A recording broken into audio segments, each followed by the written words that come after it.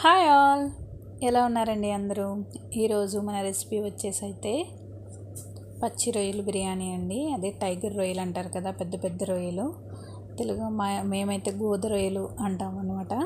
వాటితోటి బిర్యానీ ఎలా చేయాలో చూద్దాం. అలాగే దానికి ఫ్రై అలాగే కర్రీ కూడా చేసుకున్నామండి. చాలా సింపుల్గా అయిపోతుంది. ఒక గ్లాస్ బియ్యం కడిగి నానబెట్టేసుకున్నాం. అలాగే ఆయిల్ వేసుకుని కొద్దిగా నెయ్యి వేసుకుని అందులో 2 ఉల్లిపాయలు, టమాటా, అలాగే కరివేపాకు, అలాగే మసాలాలు మొత్తం అన్నీ కూడా వేసేసుకున్నామండి.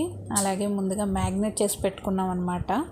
ఇందులో పెరుగు, అలాగే కారం, ఉప్పు, కొద్దిగా మసాలా, అల్లం వెల్లుల్లి పేస్ట్ అన్నీ కలిపేసుకుని దాన్ని వేసేసుకుని ఫ్రై అయిన తర్వాత మనం బియ్యం కూడా వేసేసుకుని బాగా ఫ్రై చేసేసుకుందాం. ఇది పులావ్ కదండి.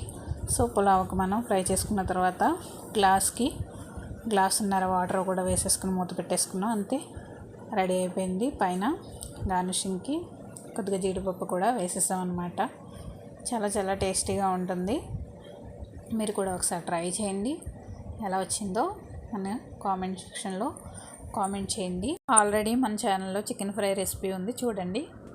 తక్కువగా వండినప్పుడే టేస్ట్ బాగుంటుందేమో అండి. మేము జస్ట్ గ్లాసులు మాత్రమే వండాం, కానీ టేస్ట్ మాత్రం చాలా చాలా బాగా వచ్చిందనమాట.